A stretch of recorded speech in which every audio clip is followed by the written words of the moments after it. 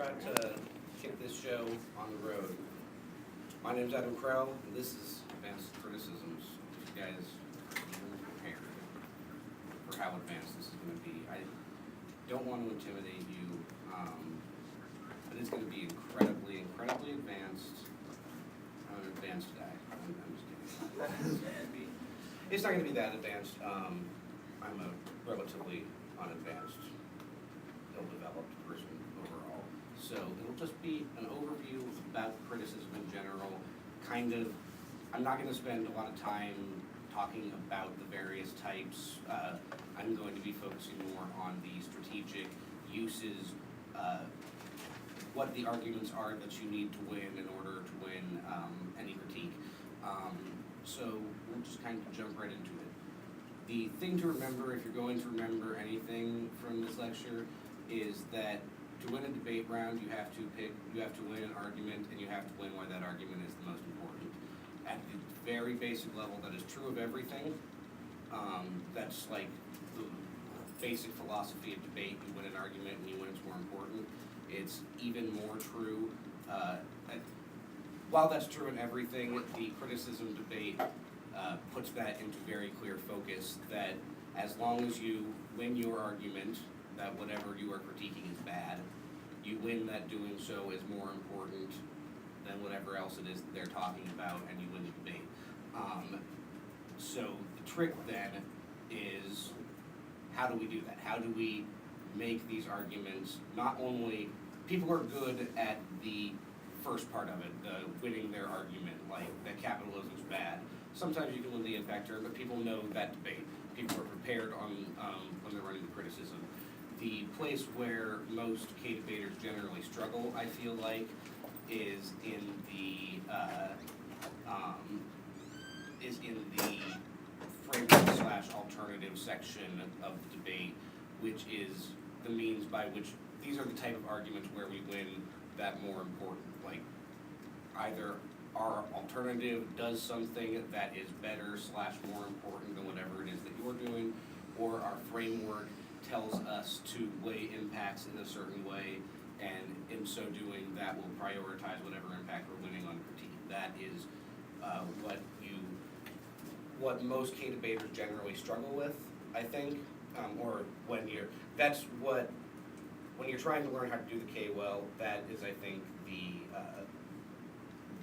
problem that most people need to address to get over that hump. So we will be talking about in this lecture how we do that, ways in which you can leverage the framework and the alternative in such a way as to outweigh a case or whatever else it is that you feel you need to do. Okay.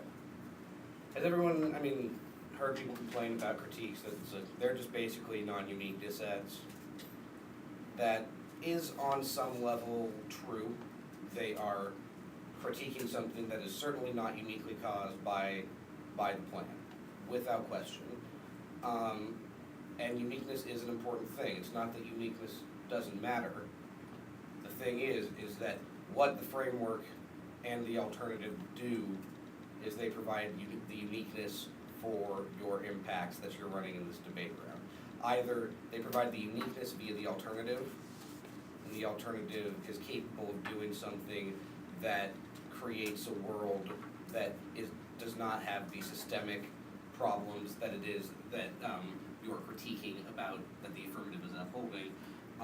But there is also the, how do I want to put it? You're critiquing what they're upholding, but by the fact that you're doing the alternative, that is what allows you to create a world where you do have a chance for a unique impact.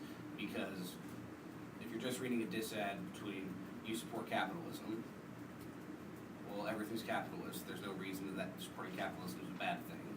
Only if you, A, win an alternative that creates uniqueness for that argument, or B, you win an impact framing argument on the framework debate that prioritizes the systemic arguments over the and tells you basically to disregard whether they're uniquely caused by plan or not. That is the way in which you're able to impact turns case, that you have any possibility of leveraging that absent functioning alternative or a framework that's exclusionary? I think it's difficult, to me that is a solvency takeout. Yeah. Because it's just that the case isn't good enough to overcome the endemic harms of whatever it is that, so if your K is cap and your R on the impact level is all these cap bad R's turn case, that argument is not it turns case, but that is capitalism prevents case from overcoming the inherent harms of capitalism. Right. I think it's generally phrased as an offensive argument, but is really not. Right. That's my take on it. I think that in general, I mean, on some level, even if you're winning a bad argument, a linear impact can win a debate round. Yeah. Right? So it's not impossible for that to occur. And so it's not that you can never win without doing so, but that it certainly makes it a lot more difficult. And that is the threshold. Sure, you might be able to win the slightest risk of offense that this will increase capitalism slightly more, which is slightly bad, but you should lose to that argument. If that's your offense, you should lose, because any possible risk of any of the impact or anything else would outweigh that. So on the question of framework, I think that framework debates in general are really messy, and I feel like difficult to comprehend a lot as a critic, and the reason for that is the way, at least that I interpret framework, is I decide the framework of the debate, and then that is the mechanism by which I decide every other argument in the round. And so the framework is pretty vitally important in a lot of ways, because it's telling me, okay, now as I'm evaluating every other argument, every other point of contention in the round, this is the guiding force that is telling that the debaters have decided I should be evaluating and prioritizing. I think that framework, a lot of times the way in debate that it plays out functions more as you just let us have access to our argument, fine, as long as we can weigh the app, let it, and it doesn't, I think it's treated more as an issue of access to your argumentative choice, instead of as a guide and rubric for decision making. But I think the arguments they're making are you should decide by methodology, and there's not enough in my mind of a true way. I don't think that there's often, in many instances, a connection between the alternative solvency and the framework. I think that all of your alternative solvency arguments should be judged within the context of how this weighs through the, if your framework is we should have a, who gives the best methodological ability to resist oppression, whatever that is, I don't understand why every single one of your alternative solvency arguments wouldn't be we do X because, whatever it is, the framework that picks what is going to be the defining decision-making rubric that I use, what arguments should be prioritized, you isolate what that is, and then you tell me why you do what you said I should do.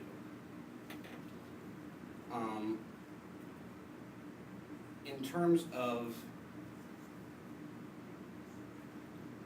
Alexander James, I want to ask you, you ran a lot of Ks last year. What was a common, give me a very quick summary of what your framework was on some K, a K. You obviously probably hit different ones. For a little bit.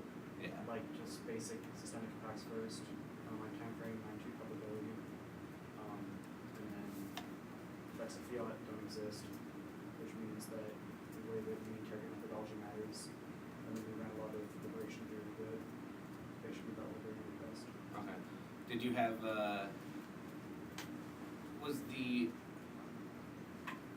how did the debates come down? Was the AF able to weigh the affirmative?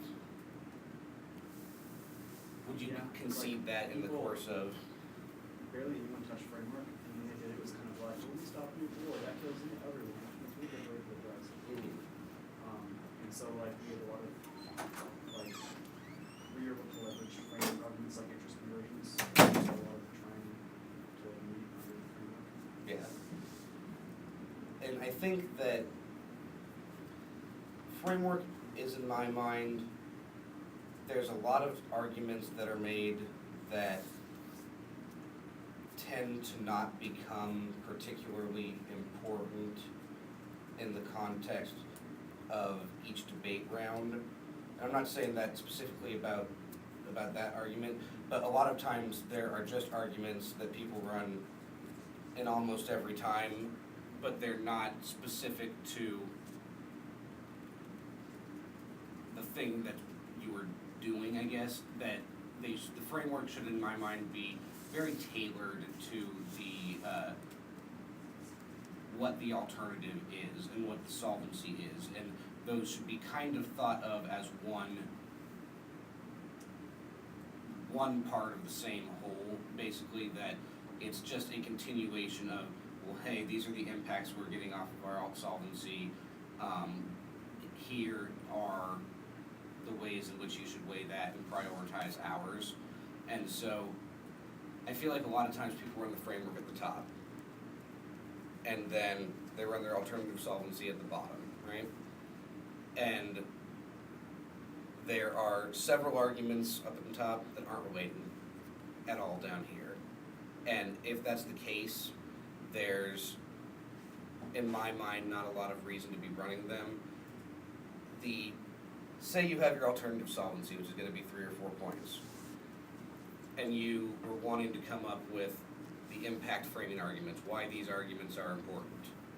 If you were writing them at the bottom, this is important because this is important because this is important because this is important because, pretty much you should summarize all of those, and those should be the things that are in your framework that you are prioritizing. It's absolutely a one-to-one connection in my mind, or as close as you can get while being reasonable.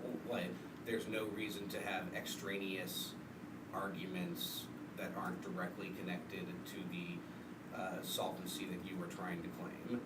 Every bit of an extraneous argument that you have in the framework is giving them something to weigh against, that your alternative, you're not making any argument about why it does that. You know what I mean? Like, it's, you're just saying, here's a good thing, but not saying, here's why we do that good thing. There's no reason to leave that out in the debate. What do you think the role, or what do you think the place of role of the ballot arguments is within the framework? I think it's a very important question, and I don't think, it's my frustration with the critical debate as a judge in that I don't feel that's often defined for me. I feel like that's an easy way to tell a judge how to make a decision, and to critical debates very quickly come down to a wishy-washy, I don't know who's causing what. Like, it's, yeah. Like I think roll the ballot is always going to be like always. Like I think we always run it. We've never had someone be like, take that out. We've had plenty of rounds where people be like, I wish there was a roll the ballot. Yeah. And even if it's like one we did was like, the roll the ballot is to evaluate the desirability of planned passage. That's a tool we're going to be against. And that's the LOR overview. Like, with roll the ballot, it only matters about the duration. Ours was for Mark's, the judge is a historian inquiring into like factors behind the PMC, so we can use that just. Yeah, I think, Both of those arguments, and I don't feel like that has answered my critics' very reasonable insistence that I need to explain more specifically why framework gives the negative side the right to tell the judge what the ballot should mean. I think, as with anything, it is an impact prioritization argument. It is just as you are arguing that the economy, saving the economy is more important than hurting the environment, or vice versa. You are arguing that the type of impacts we should consider are X. It is more beneficial for us to be considering arguments as to determine who better solves for the liberation of oppressed people, or whatever, historian who understands or explains the root causes of the PMC. I think that it is at the end of the day, that's what all of our arguments are, again, is winning an argument and then winning why the argument you're winning is more important than any other argument that they're winning. So as long as, it's not that you have a right to decide, but if you make the arguments that prove that it should be decided in this way, then you should win. So, on the framework, in terms of how to make it effective, good, and work for you, we've already talked about the first thing I said, which is it should be intertwined with the alternative solvency. They should be, even if you're doing them at different parts of the speech, they should be very related and working together. I think that it's also the questions that, like what Alexander brought up there, it is very helpful for a judge because, like I said, the framework is the tools by which you determine how I'm going to evaluate every other argument in this debate round. And so having something that very clearly states this is the decision rule you should use. And so I'm evaluating an argument by this sentence, whoever does that. It's clear, it's concise, it's easy. There's so many framework arguments, I feel like, where there's lots of things said, but it doesn't all boil down to this one concrete thing that I can understand. This is how I should do it. And it's a much clearer, simpler way for the judge to, and if you get the judge deciding it that specific way by that sentence, then you can tailor all of the rest of your arguments to answer that question, right? And so if you've decided that on the framework, then every other argument about who's right or wrong is going to be probably advantageous to you, that you're tailoring it more specifically to how the judge should be deciding the debate. I think that, especially on something like the competing methodologies, frameworks, or anything like that, absolutely without question, the methodology we are defending is X. The methodology that we say that they are espousing, that we are critiquing, is Y. These should be defined statements that allow that judge to make a decision about. That is always, every judge I talk to who says they have difficulty deciding the critique debate, it's because they say, I'm not sure what they want me to do. I'm not sure how I'm supposed to be deciding this. Like, you all are winning arguments on both sides. I'm not sure what anyone's telling me to do. And so if you're the ones who are more specific on that question, I think it's very helpful. You kind of like put that in terms of when you're writing criticisms.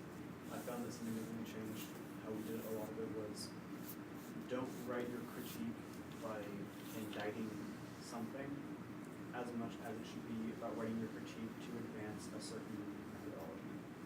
So, for example, like when we cut critical ethnography, like there was impacts to that, but it's so much stronger. Instead of just being like, we'll reject capitalism always forever, you start with like historical materialism. Like, you know, if you start from that place, that just makes the world valid and everything so much easier.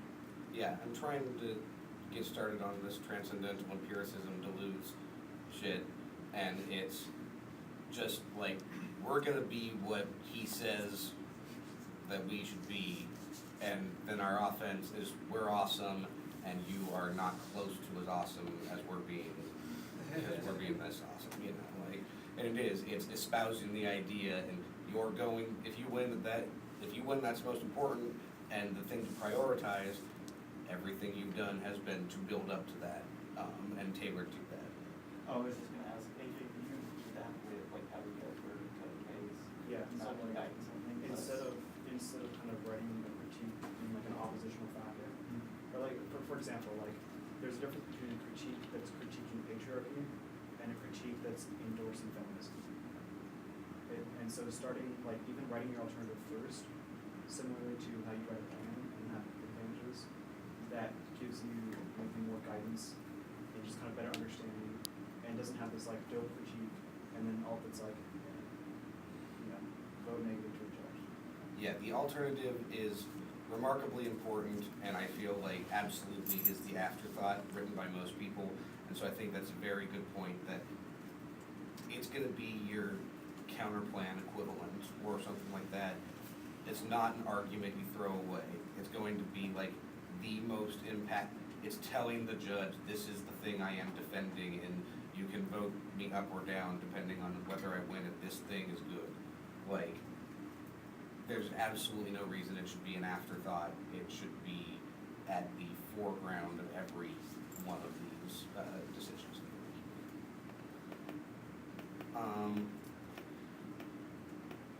On the alternative.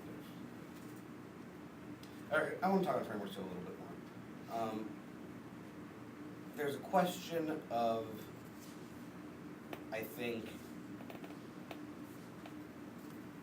pre and post fiat are these terms that don't really mean anything anymore, and it's difficult to isolate, a specific, this is this type of framework, this is this type of framework, this is this type of framework, because I think they've all started to kind of meld into each other on some level. I think you need to try and counteract against that. You need to be very specific. This is how we're saying you should decide this debate. And if that's going to be, hey, we think we should have a hypothetical examination of different ideas. So you'll get to fiat your aff, we'll get to fiat our alt. Or have that thought process. I think that's something you can do, absolutely. But it needs to be clear, so that's why it makes sense to weigh the aff advantages against this and see what happens. I think there are a lot of one where the framework seems to indicate that the affirmative shouldn't be able to weigh the aff, but then as it plays out in the debate round, the affirmative is usually weighing the aff at the end of it, even through the framework. And I think it's if you're going to go that route, you should be doing it like, no, you don't do that. You don't get to weigh it. You get to say you argued for a good idea, but that's the only thing you get to say is you argued for an idea that would save people's lives. You don't get to make any stupid argument like that. You don't get to weigh that against the thing I am weighing, which I say I'm acting here, and I'm not fiating anything beyond that either, but that is what I'm doing. That's how you should decide this. So yeah, use your framework strategically. The only purpose of the argument is to talk about why you should win, why what you're talking about matters, while B, a little bit secondarily, not lose. Say we're not fucking with you. It's covering your bases against procedurals is also a part of it, but for the most part, the vast majority of the purpose of the framework is here's why what we're talking about matters, and that thought gets forgotten a lot. We'll talk about the links and impacts real quick. So I think, depending on how you're structuring your links, you should probably be able to figure out a way to link whatever K it is that you're running in some ways to the affirmative. I think that there are obviously stronger links than others, and links often can tend to fall in the link of omission category, but I think that that's probably an okay thing, especially if you're phrasing your statements assertively enough that, whatever it is you're critiquing about the app is not, I'm trying to think of a good example. The basic point I'm making is that you should be able to phrase something enough where even if it's a link of omission, it still sounds like, well, yeah, you fucking didn't solve for, black people and blackness, so you lose. It's not like it's a total link of omission, but you just have to win that matters, right? As long as you're winning the link argument and winning the framework that allows you to judge it based on a link of omission, boom, no problems whatsoever, just win that, it's more important. This is also, I think, in terms of when you are answering critiques, there are maybe 2% of critiques I would see it's all year where the link turn is the correct argument to go for, and that is almost always because the team running the K didn't realize that the AF was kind of different than they had predicted, and it was because they just ran a K that didn't link, obviously. And so it was like, there are very, very, very few times when I think the link turn, even if it might be occasionally true on some level, more often than 2%, it's almost certainly not going to be the most strategic choice that often. There are going to be much simpler, more obvious ways to get offense than against an ephemeral K-link that can move around and probably stick to you no matter what you do. On the impacts, I think that it's again a framing question. It's you're talking about systemic arguments, I think it is a prioritization in conjunction with your framework again. I think there's also, I think you can make, I don't think it's contradictory to prioritize systemic arguments while at the same time then saying, we think we should decide based on this. Even if you don't, we say that enough of this happens and it leads to all. I think you can still try and compete with them on the magnitude level of the debate, even if you are arguing to prioritize the systemic. You make your systemic arguments and say, we should just do this, but even if you want to play a silly, stupid body count game where we talk about these risk scenarios, there's equally as plausible a risk scenario that all of these small instances of systemic impacts will blow up and become some huge source of conflict, just like the very less risky scenario you were describing. So even if you're prioritizing systemic to still compete on the magnitude level, there's no reason not to in a lot of ways, unless there's something specific about the discourse of the magnitude or something along those lines that you're critiquing. If obviously, if you're saying that's bad, then don't do that. Rule number one, if you're saying what they're doing is bad, there's a raised red flag, so don't do that. I think also that there is a good balance to strike, and I think these arguments are important, that Erwig was talking about the impact turning case. I don't know whether they're necessarily round winners, but very often you are getting arguments nowadays which have conditional Ks and still going disads and like case turns and a counterplan or something like that. Those are both out there. The impact turns case arguments are not dismissed by the kicking of the conditional alternative. Does that make sense to people? So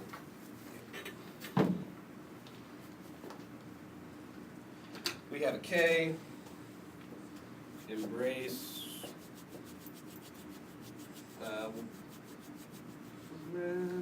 regionalism, blah, blah, blah, and it's our alt to our cap K, and the impact to that is turns case, among others. That's the K. We also have a counterplan, or that solves case and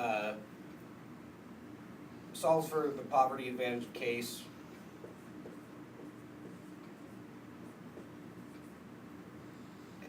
And it does so by doing something weird, and it does so, really, it doesn't matter how it does so, I don't care.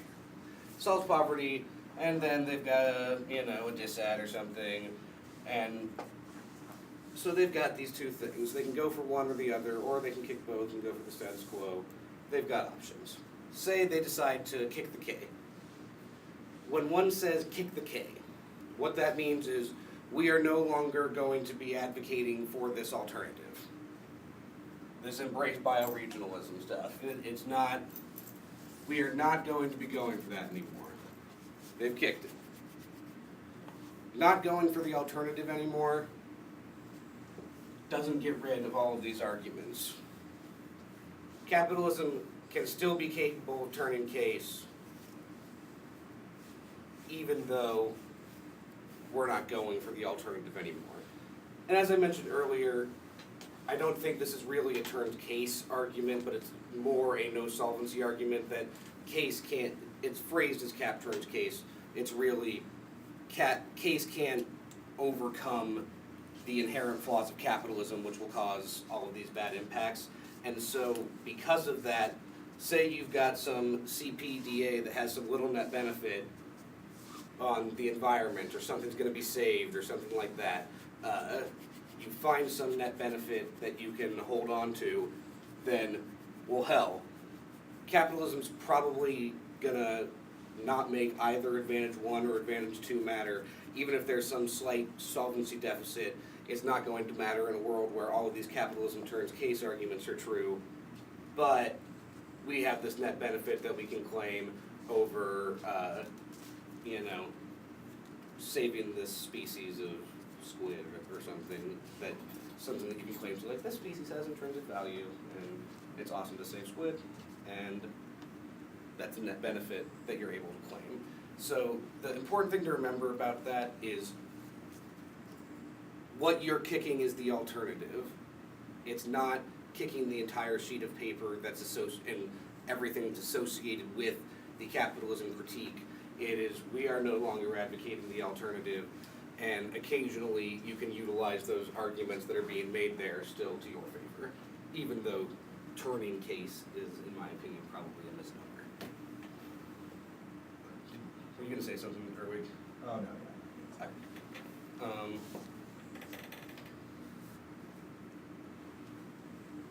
I think that in general, impacts to critiques, especially in the past year or two, have gotten mindlessly vague. I just don't care about a lot of the very vague dehume statements. They are so vague as to be meaningless, especially when there are all sorts of incredibly accurate things. And I'm not saying you can't be theoretical in doing so, but it is the internal link to all violence, and we should not dehumanize people. And it's just like, there's so much, you're right, that's true, we should not dehumanize people, but there are so many more vivid descriptions of how fucking shitty something is, and I think it's also kind of insulting to the people that you're saying are impacted to say the only value that they have is as an internal link to some larger impact that you claim. Like, the people who are affected by the impacts you're talking about, those negative effects are valuable. I think it cheapens the argument that you're making to only utilize them as a tool to get to the larger impact of, it's all violence, it's just the internal link to. It's the perfect example of, yes, it might be the internal link to all violence. It's not a unique internal link to all violence, right? The violence that's being advocated, if they say so, by the PMC is not the cause of all violence. And you can have a dissent and value life good or bad. Okay. And people should be able to choose their own value life. I've never seen someone know value life and then get hit by one of those arguments and then come back. It's very, I very much agree that the no value to life arguments, if they don't do that, which you don't see enough, but usually you just see people say, no, whatever, and it's a very valuable argument if strategically, but I think the problem with it is it's pretty fucked up. And so if someone calls you out on how fucked up it is to just say, no, these people lives don't have any value, so we can take risks, and even there's no value to their lives right now, so we need to rehabilitate value before we consider whether or not they died. That is what fucking genocide maniacs say all the time. That is the basis of all of that, is these lives are less valued and are therefore their loss is acceptable in a broader context.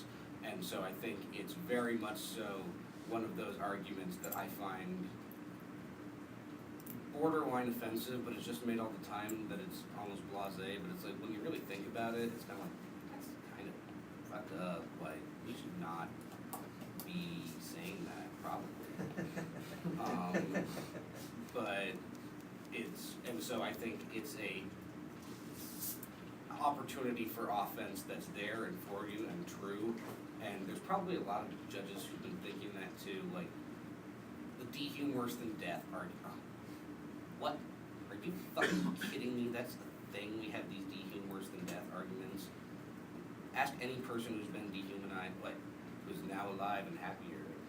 How are we hot? That is such a ungodly disrespectful argument. You're saying it would be better if they died than going through what they experienced right now. What? How is that an argument that's so consistently a thing? I think it's walking, even if there's a possibility that there is a tangentially related argument that you can try and make, there is such a goddamn fine line you have to walk to be doing what, I mean, you have 8 minutes to talk about complicated concepts with judges don't know the literature you're talking about. If you're doing that and you have to walk that line, it seems like a stupid line. You should be picking another strategic choice that doesn't involve making you do that. That was a fun rant. Don't like, those are bad arguments. We should keep those. Especially because there are so many good arguments. Like, critiques are just, the impact is talk about all the fucked up shit that you're critiquing. Like, what you chose to make the debate about, talk about why that's bad. It seems like it should be the internal link, or not the internal link to anything else, but it seems like it should be, this is really bad. That's why we chose to critique it in the first place, because it's so bad. This is how it's bad. And it's remarkable how few critiques, I feel like, really prioritize their impacts in and of themselves as not as internal links to other impacts that are supposedly magnitudinally bigger. Into the alternative. Again, the alternative should be making sense in the context of your framework. I think if you are making arguments about how, if you are making an argument on the framework that says, no, we're allowing the affirmative to fiat, we're just saying we outweigh, and then you have an alternative that is you and your partner doing something, the difference in actions that are being taken, two people versus the entire plan, and the entire U.S. federal government, which might be able to do something, there needs to be a connection to what the level of fiat you're allowing the government team to engage in, whether it's from 0 to as much as they want and anything in between. And if that's the case, if they're not being able to fiat anything, then obviously you shouldn't. But if you're allowing them to fiat, or if that's the framework, they can weigh the AF against it, then there should be if you're allowing the AF to be weighed, then you need to be utilizing your alternative in such a way that also takes an action or does something beyond you and your partner. Does that make sense? That even just on the scale of, if you're gonna give them the fiat, the federal government does something to try and compete magnitudinally on, there's a very little chance that you and your partner doing whatever action it is that you say is encapsulated in your alternative text, there's a very little chance that that will have any type of positive. You can really prove a causal link really, really far out, like, and just absolutely prove that this is going to happen. Remarkably difficult. Any risk that the case is a good idea, that seems to be a win for the affirmative. But if you have a framework argument that says, no, we shouldn't consider, and we shouldn't allow the government and make, allow them to imagine that they're the government, we should be considering only the steps we as individuals take, we only, can try to, we don't know what the consequentialist actions are going to be, it's too complex of a system in order to predict the consequences of the future. What we do need to know is how we orient ourselves to issues of oppression and things like that. If that's your framework argument, then that absolutely, it works wonders for you, and and that alternative then makes sense. But unless there's the connection between them, it's not as valuable.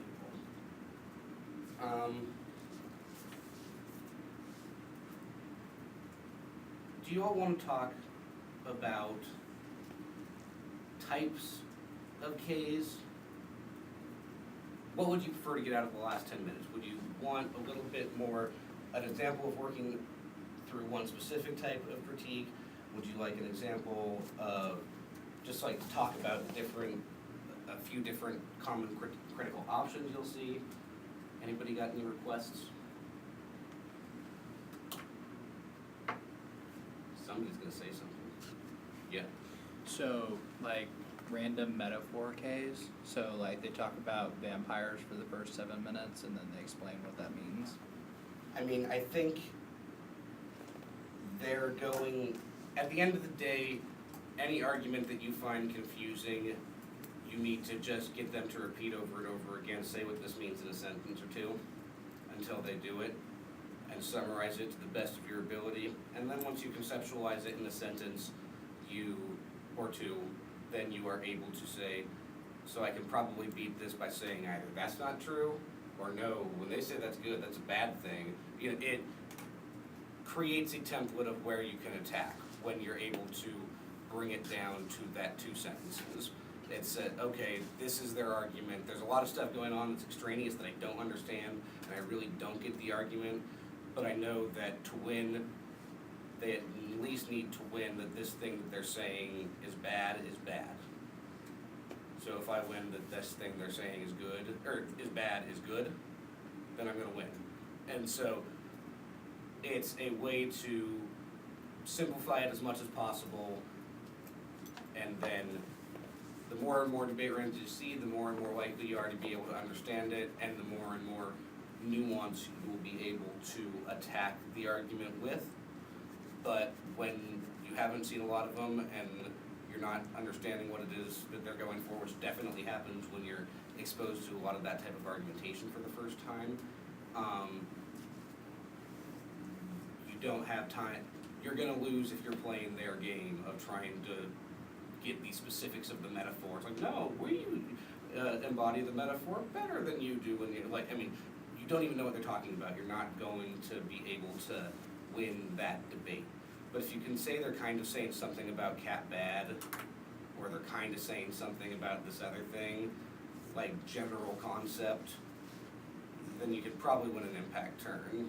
And if you're able to do that, then you can win the debate round by sidestepping a lot of the things that you aren't too much of an expert on and will become to understand more as you get more experience in the activity. I mean, the most devastating strategy against like vampires or zombies is like, don't be distracted by the smoke screen. Like, it's a metaphor, which means they're obviously going to say like, here's what we mean by zombies, and you're like, okay, cool. You just spent 4 minutes reading metaphors, good, and I'm not answer that. It's cool. Yeah. Capital's good, whatever. Yeah, whatever it is that is the thing that they are critiquing, if you say that that's good, and when they're saying it's bad, it's almost certainly a potentially winning strategy. Like, if you have absolutely nothing else. And that seems silly, but in almost every, like, there are arguments to be made for no, environmental managerialism is fucking great. No, CAP is great. No, biopower, necessary, brah, NSA. Like, there's so much many arguments that you can come down on this. I personally, I think on the political, personal level, I probably side with a lot more of the K arguments, but that doesn't mean that I didn't impact turn. Impact turn's the easiest way to win a critique when you're answering it, because you're not playing their game on any of the other stuff. We're just saying, okay, we'll give you all of that, but make you win this one thing and focus all of our time here. And so you were justifying your ability to make this argument for 3/4 of the K shell, and then you were talking about the actual argument for 1/4 of it. So we're just gonna make that argument, and we're gonna just say, cool, you can do all the rest, and we're gonna beat you on that. And it doesn't matter that they've allowed themselves to run it, you're fine with that, they just didn't win it. So are you saying that people use like stories about vampires or zombies or whatever to like justify their critique, and so you would just leave that alone and just go straight to like the rest of the debate or the impacts you're saying? Because I've never like heard or seen like a zombies or. I mean, people can talk about like George Romero's zombies were all metaphors for the Red Scare, and then later his movies make him for consumerism. Like, so someone can have an app that's like the U.S. federal government will start killing zombies or whatever. Like, obviously, they're the metaphor, but like when they bring it back, it's like this means consumerism or this means like. There's going to be a point the metaphor is trying to make. So you just What let does it it make that represent? point, and then you go straight to impact turns rather than like. Yeah, trying to the point it's going to discuss. make is that threat construction because of the Red Scare or something, so if that's what it's going for, then it's threat construction needed to stop terrorists. We need the ability to mobilize troops and military action against non-state actors in order to prevent extinction. So that's your. They've prepped out like second and third lines for why metaphors are good and like answers to framework. You just don't even do that. And I mean, oftentimes they're really good at their metaphor, and that's the reason they go through all these issues to try and justify them being able to talk about that, because that's the debate they want to have. And so they're willing to spend that much time doing that because they want to have that debate. And so that's not always the most strategic choice, and if you are capable of doing all the other stuff, can work great. The issue then is just when you don't know what to do, you can almost always do that. And as you get more experience, your array of options will be significantly wider, but that's your one that's guaranteed always gonna be there.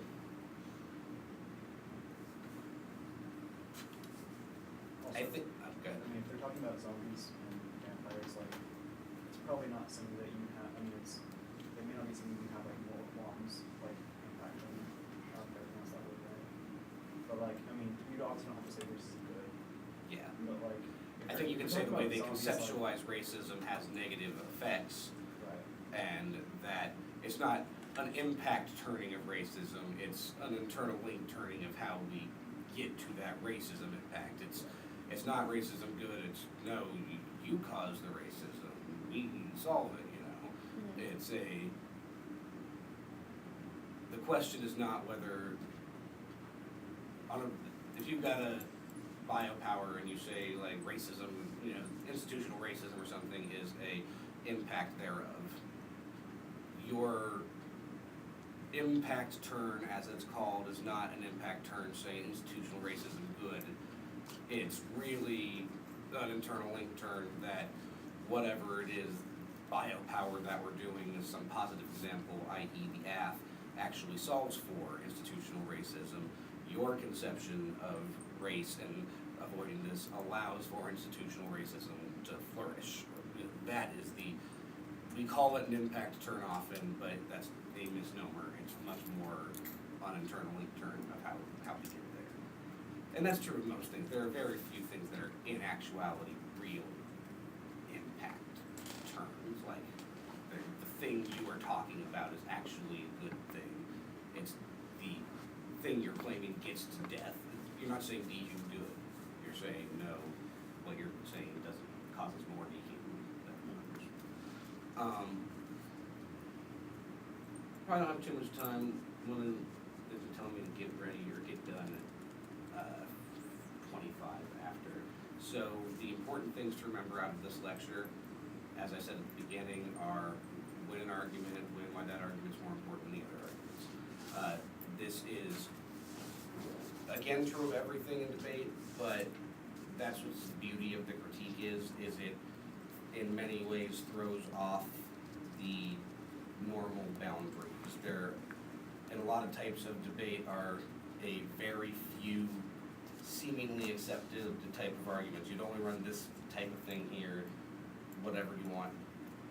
The criticism allows you to massively explode the amount of things you're able to talk about, which A, has the benefit of just being more interesting to you. You can talk about the thing it is that you want to talk about, which is fun.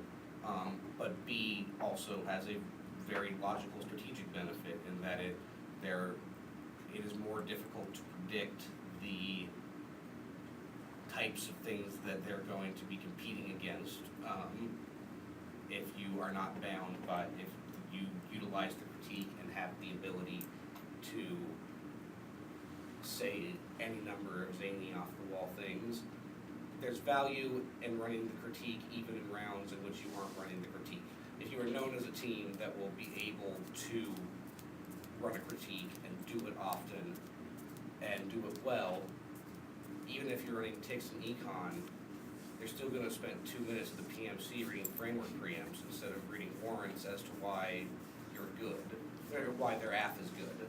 So you just get to ignore 2 minutes of the PMC then. So it's, even if it's not your main strategy, I think there's a very strong benefit in having a reputation of being known to be able to break out a critique at any time and to make your opponents think twice about what it is that they're going to be seeing. Any questions or